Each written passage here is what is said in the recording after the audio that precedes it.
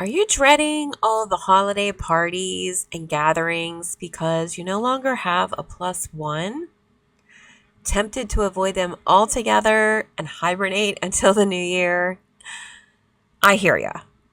It is really tempting, especially if this is the first holiday season where you are going it alone. I mean, breakups are hard enough as it is, but add in the holidays on top of that, and it can be extra hard. First of all, holidays tend to focus on love and family, smiles and laughter, and this could be the only time of year where you see certain family members who may not have heard the news yet. You may be wondering if you're still going to be invited to some of those friends' parties. And if so, you might be feeling hyper aware that you're now going to be showing up alone. While others may be part of a seemingly happy couple. And I say seemingly because you just never know, right?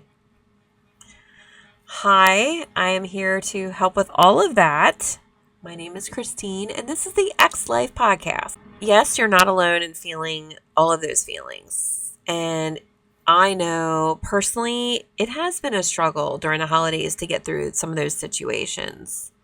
First, it can be hard to even build up the courage to go, to leave the house. I know that I tended to avoid work parties because I never really talked a lot about the breakup at work.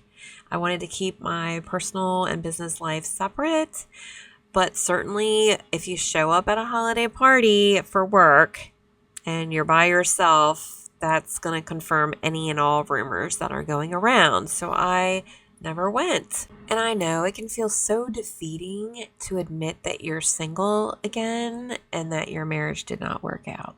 I know it's hard, but I knew that I always tried to remember that these people were not in my relationship and they couldn't judge me. I mean, really, they weren't living with us and they didn't know all the rough times and challenges that we had gone through. So before you actually go to one of those holiday parties or family gatherings, it's important to think of the emotions that you might feel.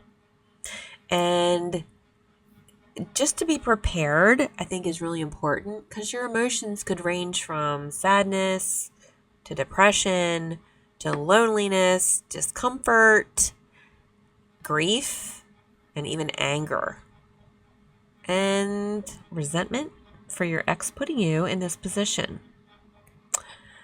Especially during the holidays when that may be a year where you thought you were still going to be together. And so you had all these plans and now you're going it alone. If this is fresh for you, this feeling and the feelings that you're going through are not so different from grieving a loved one because death is similar in a way because even though the person didn't die, your relationship did. And you are going to go through these stages of grief. Then, to make matters worse, you're bound to run into some friends and family that are going to try to pull you into uncomfortable conversations, asking all the personal questions and trying to give you their unsolicited advice. Let's talk about some ways we can manage that situation. First, you could try to avoid them as much as possible by staying busy. So when you get to this event, offer to help in any way you can.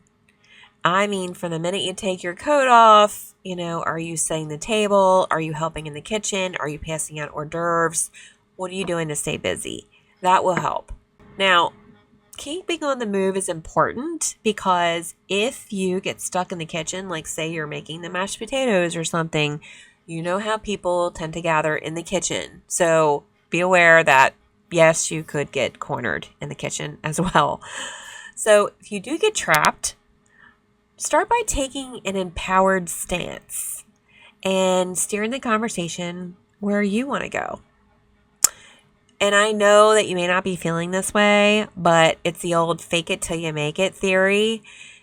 Act happy, overjoyed, positive, and you just never know because if you do act that way, like, oh, I'm so happy, looking forward to my new life, it could catch them off guard And then they're just stunned into silence. And they don't ask all those questions. So they're like, oh, okay. She looks good. All right. We'll just leave it at that. And the conversation ends. And you're feeling powerful. But let's say that doesn't work. So what personalities do you think you're going to run into?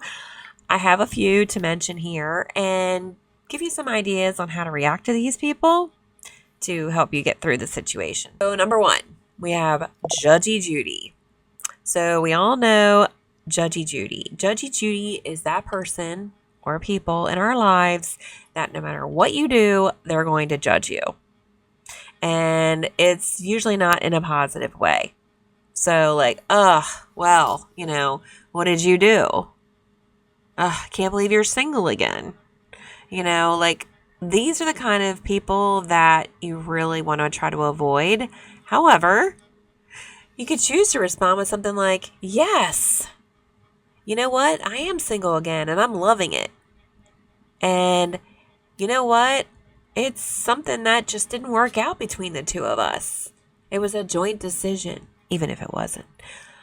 But just respond positively and, say, I am actually thrilled that this happened because now that I'm single, I am available for the right guy when he comes along. So then we have number 2, Patty the Pitier.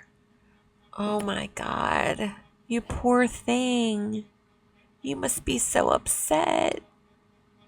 Oh my gosh, you must be so lonely. Like, I can't believe he did this to you. Like, this is the kind of person that, like, these things you're not saying to yourself, I mean, I know if I have said those things, but you don't need to hear it from other people. So how do you respond to this Patty person? You know what? It's all good. It didn't work out, and I learned so much, and it's actually a positive thing because now I've learned what I really want in a person and I can make that next relationship work. I can make a better choice. And you know what? He wasn't right for me. And I'm so glad I'm not wasting my time anymore. They're going to be like, oh, okay. Then you have number 3, Nosy Nancy. This is the person that just wants to know everything. Oh my God. So what happened? Tell me everything. I mean, I heard that, blah, blah, blah, that he was cheating on you or whatever. And I heard that, blah, blah. Like, this person is just searching for information and she's probably going to spread it to the next person she talks to. So you really need to shut this one down.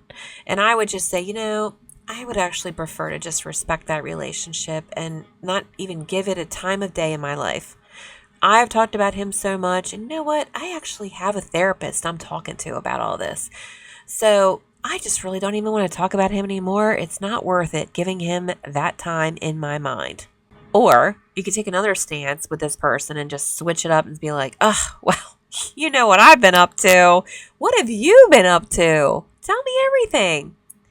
So hopefully some of those work. And if you mention a therapist, it's not like you have to actually be going to a therapist, but she doesn't need to know that. Last but not least is Ashley, the advice giver. Yep. So this is the person that wants to tell you everything you did wrong or tell you like all the things you need to be doing going into the future. And they're going to be like, oh, honey, let's sit down. Let's figure this out. And they want to be that therapist I was talking about. Like, oh, this will pass, let me give you some ideas and you should do this and you should do that. And you know what? Again, you could just say, look, I am talking to someone about this and my therapist has some good ideas and I'm reading some good books. And you know what? Let's talk about you. Like, I am so grateful that you're here and that I get to spend time with you. How was your Thanksgiving? Just talk about them. People, when you do revert the conversation back to them, they do like to talk about themselves. So that's a really good tactic to just flip it around on them. You know what? Feel free to mix and match any of these ideas. And sure enough, I feel like you can shut the conversation down. Now, if for some reason this person, no matter what you try, is just persistent about wanting to talk to you or at you and needing to hear information about this breakup that is none of their business, excuse yourself politely and go to the bathroom and just don't come back. I mean, they're not going to keep you from going to the restroom, right? When it comes down to it, these are people that should genuinely care about you. And if you say something along the lines of, you know what, I'd really just rather not talk about that today, I think that also is something that people would respect. And they'd be like, you know what, okay, cool. And then talk about other things. But remember, no matter who it is, whether it's a blood relative or not, no one gets to make you feel uncomfortable or disrespected. So if you're feeling that way, just walk away from the situation. Holidays are really meant to bring out the best in us, and I truly hope that that is your experience. And you don't even have to deal with any of these feelings or use any of these ideas to defend yourself and your choices. Because, again, they're your choices for your relationship. And it's hard enough when you did that. So if any negativity comes your way, take a deep breath, exhale slowly, and just try to think of some of these ideas. And more than anything, I hope you can have a fun and memorable holiday with your friends and family. Let me know if you try any of these and if they work for you, or if you have other ideas. I truly hope you have a wonderful holiday season, and I'll see you here next time on the X Life Podcast, where you leave behind your X life for your next life.